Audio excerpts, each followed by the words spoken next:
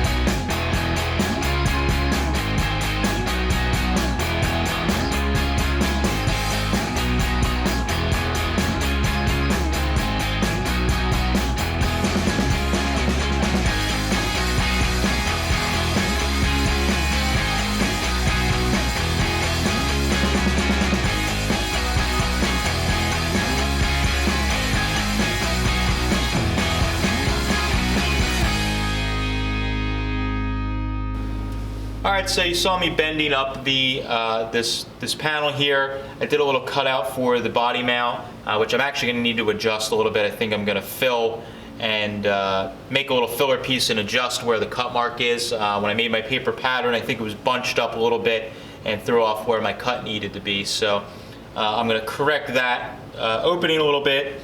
But what I wanted to show you guys mainly was I'm trying to get a quick way that I can take this pan and the other one when I make it in and out without having to continually make sure that it's level and where I need it. So I just got these really cool strong hand magnets here made by Strong Hand. We'll drop the link down in the video description where you can see these, but they're really nice because they have magnets that are on a pivot, so you can put them at a right angle or 45 or whatever you want. You can attach different shape objects and get them to be fixtured for welding or whatever. In this case, they're working really well for me to kind of hang this pan where I want it. So I have it sitting pretty much level where I want it. I ran a line across the front part of the floor pan, firewall thing, whatever you want to call it here. I ran it across there and made a line so that I now can quickly just throw it in and out. I have a lip bent on the back side where I can butt it up with the lip that's turned under for the body on the panel I made, so that kind of clips in place. I don't really need to do anything there, but in the front I really needed something. So these magnets are coming in really handy. I just grabbed them and this is a perfect use for them. So now that I have this one cut, I'm going to lay out my beads and then also make the other side, and then we should have 2 pans that are kind of in their home, and we can move on to making the tunnel.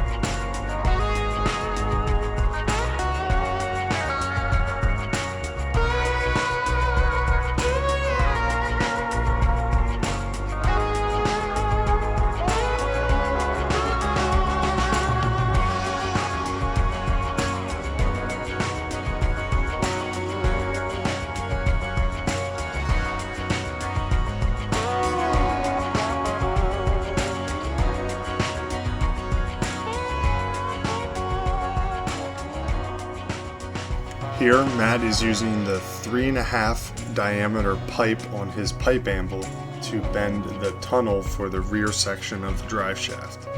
The pipe anvil is Matt's preferred tool for making a trans tunnel, whether it would be for the actual transmission or smaller tunnels for a drive shaft.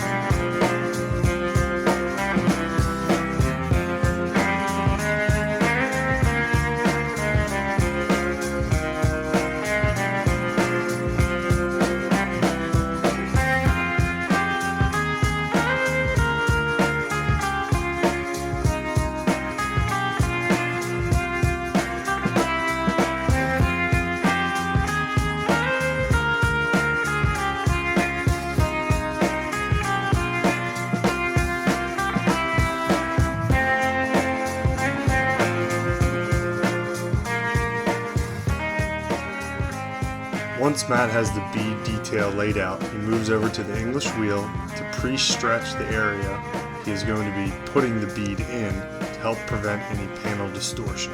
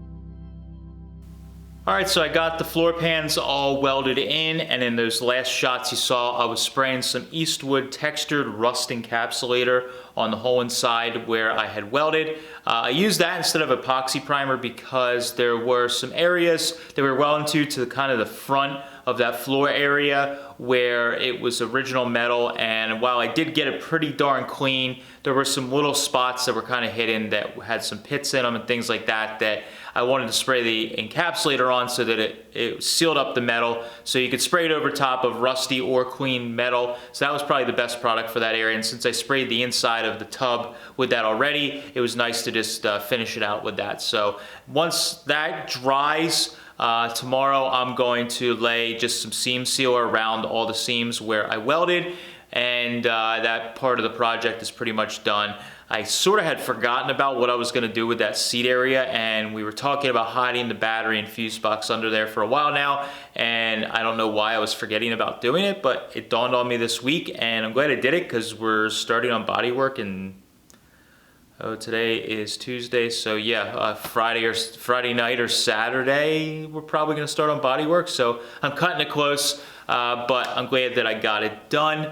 And it's all in the car, and then I'll build those little boxes that I was talking about, or the risers, like the Mac T Roadster has. I'm gonna build something just like that I'm gonna put over the battery, the fuse box on either side, and it'll also give us a foundation to put the seat padding on top of and get the height exactly where I want it. So pretty happy with that. I just got a handful of little nitpicky things I have to do before we pull the body back off, but a lot of that stuff I'm probably not going to really show on camera because it's just a little bit of hammer and dolly work, grinding some welds. We're going to flip it upside down and just seam seal the whole underside, and then we're going to spray the whole entire underside and inside of the car with like a textured finish that is kind of like a satin finish, so that it will be tough and also be kind of subdued.